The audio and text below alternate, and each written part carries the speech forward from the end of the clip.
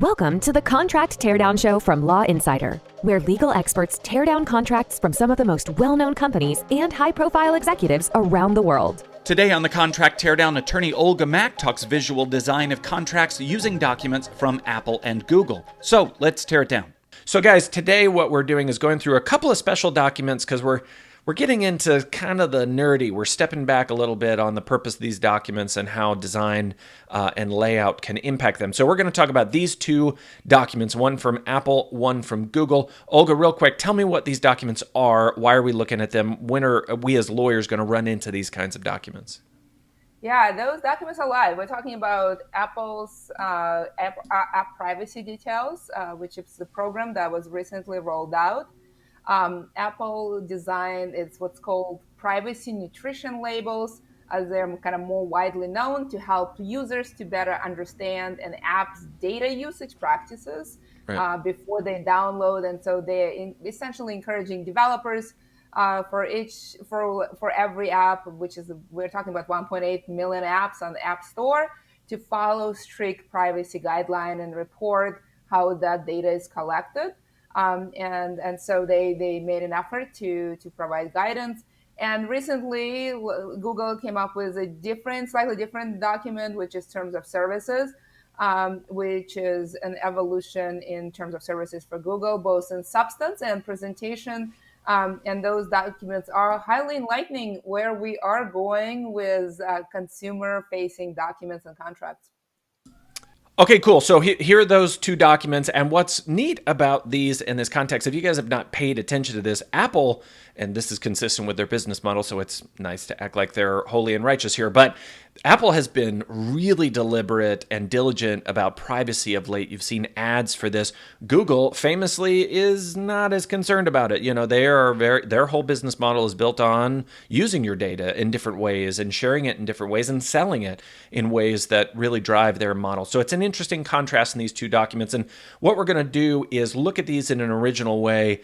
And part of that is because of your background, Olga. Tell us real quick about your background. What brings you to documents like this? What gives you this unique perspective that you have? Yeah, so today I'm building the future of law, specifically the future of contracts. I'm CEO of Parley Pro. I joined about 2 years ago. I've helped to refine, polish the product, and onboard all the customers we have. It's basically a CLM, or contract lifecycle management platform. We do exactly what you would expect a CLM to do. We cover every stage from request to generation to negotiation to signature to post-signature. We are very data-driven, easy to use, and give sort of real-time collaboration. We have pioneered digital negotiation technology. And in the end, what we strive to do is to serve the entire organization and give you a relationship with a contract. And I truly think that we all have a relationship with a contract that is dysfunctional, that is appropriate, one, to your function, and two, to the stage of a contract.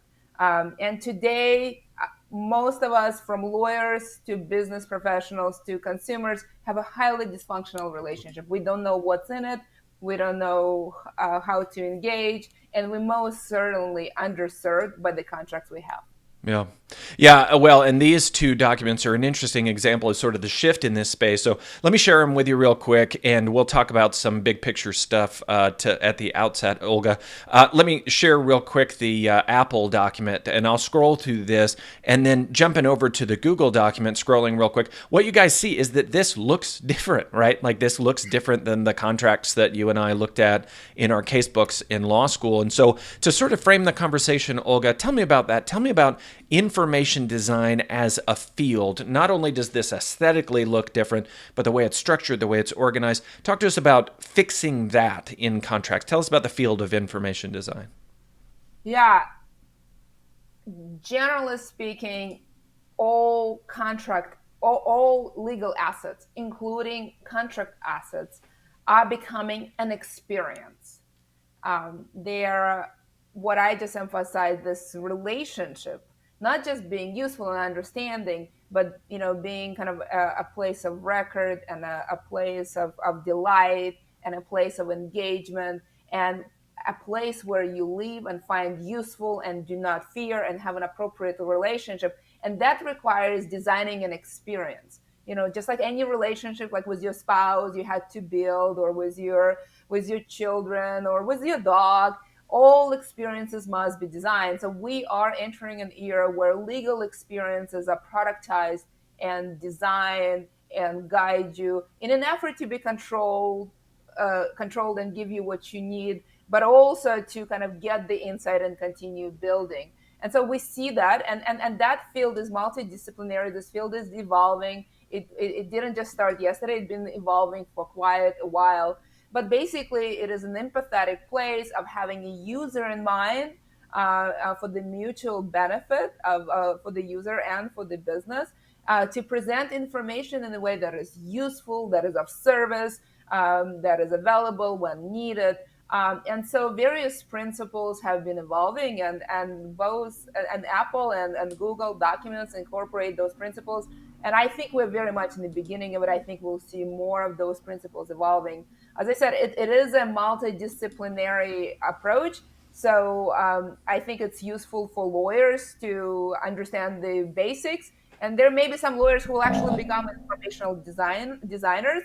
Right. But also, we increasingly see lawyers working with informational designers, just like they work with technologists, just like they work with finance professionals, just like they work with culture professionals.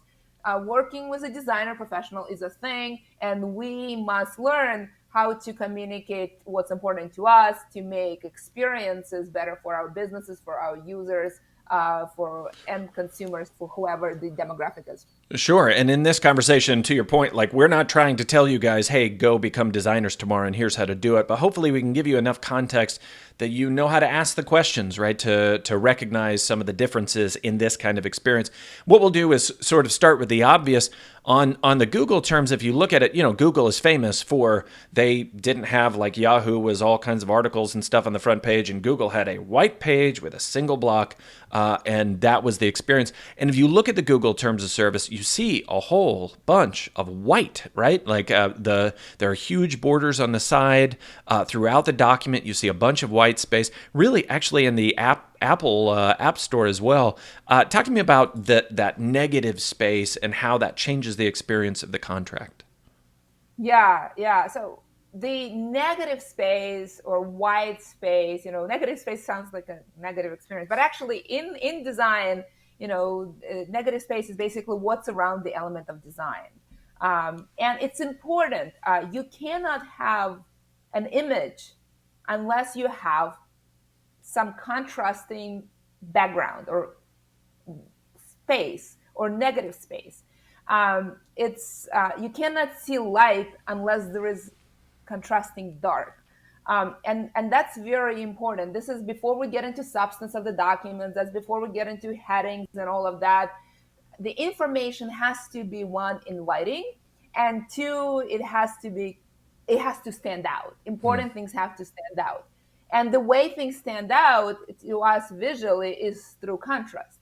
And one way to achieve contrast is through colors.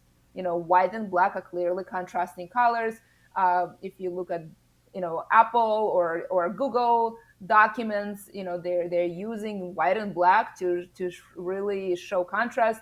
And they're using increasing amount of white space to emphasize what is important. So that negative space is very important. It is as important as a positive space, because it really helps the message to stand out, and it really allows you to guide viewers'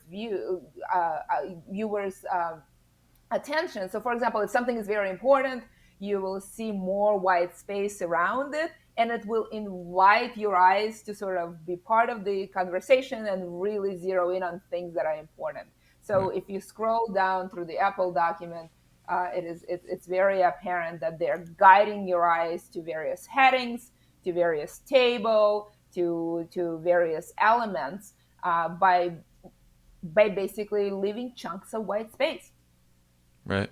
Yeah. And I mean, obviously, if you're on a website, this seems very normal to people, but you can do the same thing in a document that is to be printed. God forbid, in 2021, we're printing documents, but you can do the same thing with using those kind of spaces. And we talked to Sarah Weiss about using these kinds of documents as a continued brand experience. You can use some of those colors, some of those visual principles, but even to your point of just having a readable document. Like if you actually want somebody other than the lawyer in a back room reading these things, you really got to think about how people are experiencing this. But substantively, I would point out there's a difference too. Let me jump to just the very beginning. So before you go there, readable Yeah. readable is actually very important. Mm-hmm. Contrasting colors do not have to be black and white. Mm-hmm.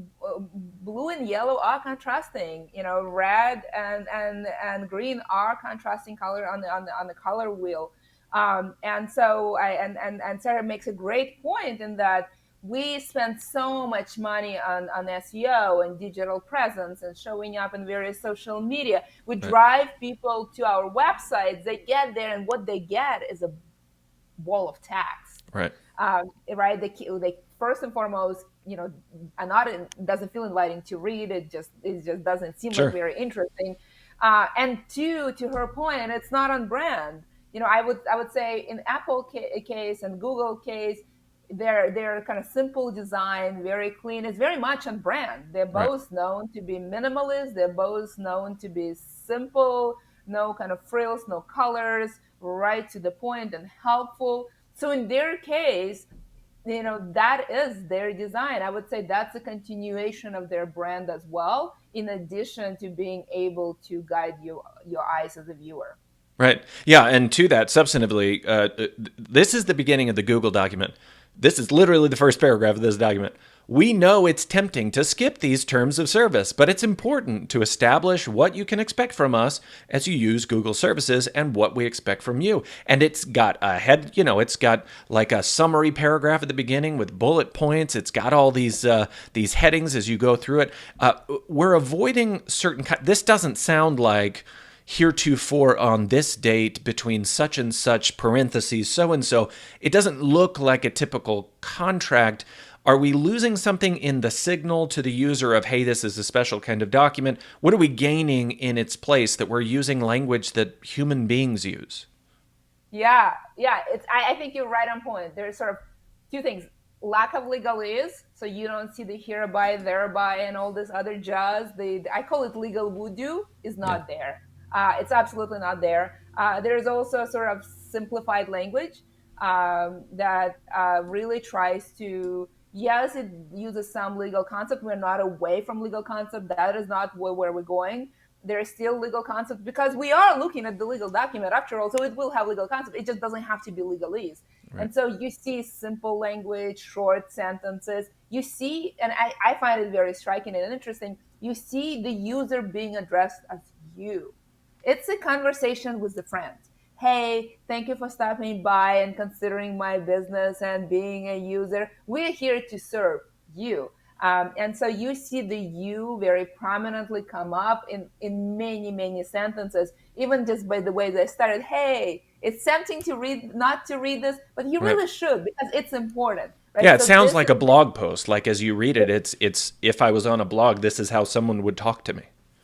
Absolutely. So it's inviting, it's telling you why you should, it gives you the why and catches your attention. It talks to you, right? It guides you simply through headings so you can kind of look through it. It gives you that experience of, me being your friend, being informative to you and serving you. Yeah, but structurally, to your point, it feels like a blog post too, because we've got headings, we've got paragraph, all the stuff that we learn about to do SEO on a WordPress site or whatever. Same principles are applying here. Talk to me about how they're using some of those visual elements. It actually is indicating organization, not just visual. Talk to us about that. Yeah, so it is clearly designed for browsing. This is a functional document. This is not a novel. You're not reading it from the beginning to end with twists and turns, suffering through some, enjoying the others. That is not the experience. The experience is People understand that you come to see terms of services when you're looking for certain information. You want to get an email to contact somebody, you want to understand the practices, you have questions. So it is understood that you will be browsing. So if you look for, so there's a couple of elements. There's very big headings, Right. and they're very descriptive and they're very simple. Many of them sort of two words: privacy links or tracking. So very, very informative. You also see a sidebar that basically follows as you browse, so you can easily navigate and jump from one to another, so you don't have to scroll up and down. This Right. is really for the user's convenience to kind of have a lay of the land and then quickly zero in. And within the sections, there's sort of bullet points. There's a lot of bullet points. There's not necessarily complete sentences. It is really sort of optimized for this browsing, not reading, not a novel kind of experience. You also see, in addition to sort of words being as guideposts, like tracking data link to the users, those headings. You also see, for example, in Google, you see visuals being used as guideposts, right? And again, Google here clearly use colors that are on brand. Those yellow, green, blues are kind of shades that Google uses. Those visuals, Right. they are functional. They are helping you suggest you're about to read this section about this. You're about to read this section with your relationship with Google and with your other devices. And it tries to sort of communicate to you this way. It also makes it to, we are visual creatures. Pictures make a document much more inviting and much more interesting. This specific visual is really a guidepost. It Right. doesn't actually communicate substantive information. It sort of says, "Hey, this is a new section, and Right. we're gonna talk about something else here." It Yeah. doesn't actually give you a diagram. Yeah, So I was you going to see, say the Google one you see, the Google one reminds me of what we talked about with Sarah, where it is the visuals for brand, it's the visual for interest, it keeps you moving. But then if you look in the Apple one, to your point, there's a table in here under types of data, and it's got these icons that tell you you're switching through. But that kind of visual is one that I see more often in contracts, even that are used within businesses. There'll be pie charts, there'll be timelines or whatever. Talk to me not just about the branding side of those visuals, but in terms of how we take substantive information and turn it into a visual to increase comprehension. yeah, I actually think of visuals kind of having maybe three functions. One is brand, and that's one thing. The other thing, guideposts, kind of for browsing usability. You can quickly navigate it for just kind of for eyes to follow and have an interest. But three, and this is where we're still developing that visual vocabulary, that ability to have fluent conversation. Functional drawings. I think it's very important to distinguish between works of art. We're not talking about Picasso's here. We're talking about functional drawings, functional visuals, and those are things like tables. And if you look at the types of data in Apple, you see this very carefully created table. It has icons and it has aids to help you signal that this is about health and fitness, and the credit card is about financial information. So it actually, what it does, it kind of does a couple of things. It puts it in a table. It then uses the icons to signal the kinds of information. They're actually functional post guides. And then they also take the various information and they do what's called proximity. They organize it for you. They put all the health information under one subheading and all the financial information under another subheading. And all of that is in the table with the icons on brand. So it's a very multi-layer experience, and all of it stands out because there's white space around it. And if you found yourself that actually you read location, you want to, for example, very quickly go to tracking, which is an obvious place to go. You don't have to scroll up and down. You just click on a sidebar and you are there. So that experience of seeing, navigating easily, putting it together, jumping to the next place, getting in, quickly served, and getting out. That is the experience that you are now getting with those terms of services and those labels. Yeah, even links inside a document. I mean, that just changes everything. The nature of the information in a document and being able to mind map out a document and see the relationship between the sections. That's all fairly new. I guess, kind of stepping back into the big picture of this, there seem to be sort of two contexts. And I wanted you to talk about GDPR and what we're trying to do for consumers and the relationship between this document and these kinds of documents and consumers. But then also take it to the business context where you have two savvy, experienced users, probably both lawyers. What's the why behind doing this kind of work as between lawyers? So first, talk to me about the consumers, and then second, talk to me about as between competent counsel.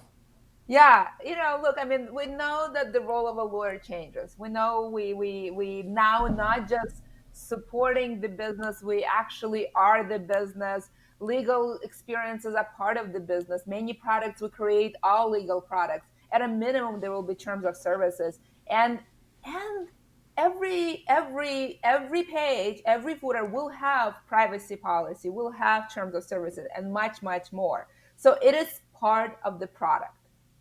Period. What you're creating is not some academic work, not some legal work. What you're creating, a product. It is going to be squarely in the product. And so, and there is a realization that we need to be showing up in a way that is helpful. We need to drive business. Consumers today, businesses today have many choices of products and services. The way you stand out is by being helpful. And you are helpful not just when they buy it, but when they experience, when they are frustrated, when they need help, when they have questions, when they are in the darkest moment, right? You go to terms of services when you have questions. That is a place to be helpful. So there is a realization that lawyers are doing much more than just being the shield and the sword to protect the business and slay the enemies, but to really actually drive the revenue and to be part of it and be helpful. And legal documents are part of the experience. I think that's a big part of it. The other part of it is legislations themselves. And what you just alluded to is, for example, GDPR, I consider it to be, yes, very complicated, a legislation that have been unfolding basically throughout my entire career, and now have seen many versions of it. But I also think of it as somewhat enlightened. People are trying to kind of be in times with technology and really kind of evolve. What I like, for example, Section 5.1a, it kind of sets a goal, and it says personal data shall be processed lawfully, fairly, and transparently. And I mean, the lawfully and fairly is expected. The right. Transparently, that has always been something we talk about GDPR, and now it is actually squarely there. And many lawyers are debating, what does it mean to be transparent? 10 years ago, just putting a bunch of legalese was transparent.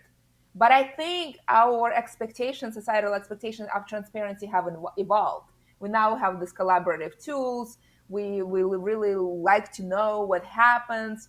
And so the aesthetics of transparency and how we show up and how much we disclose and what that looks like, is it enough to just bury it in the plain sight? No, it's not transparent. Everyone knows that. And so I would say we're going to see much more from our legislations like GDPR, CCPA, various other industries, especially consumer-oriented, that the technology and design principles to create something that is transparent and useful right. and of service are there. We don't have to do the uncomfortable experience and force people to search. And I think so it is increasingly codified that we must show up for our users.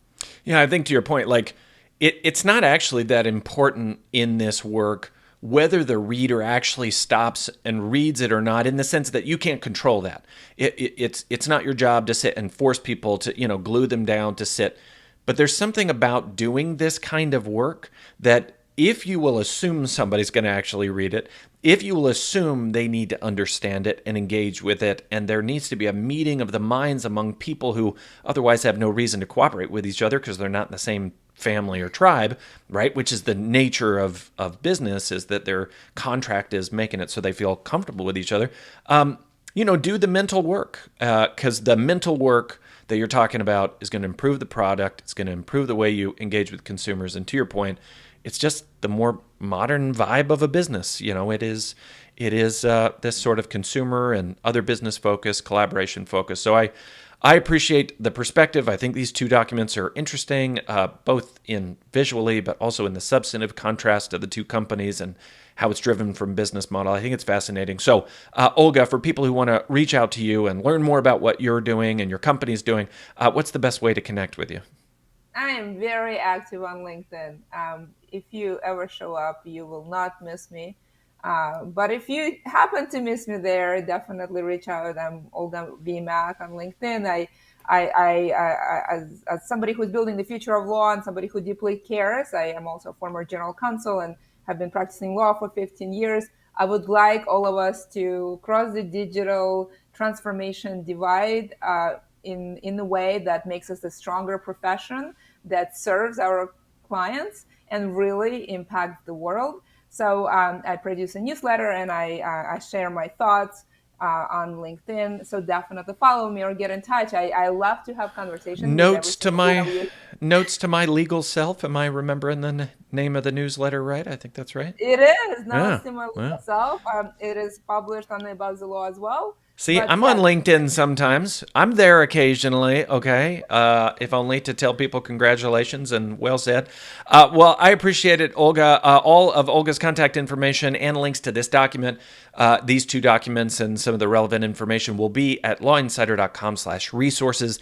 And if you want to jump onto the Contract Teardown show and beat up documents, as we do, just email us. We are at community@lawinsider.com. Thanks again, Olga. We will see you guys next time. Thank you, Mike. Bye, everyone.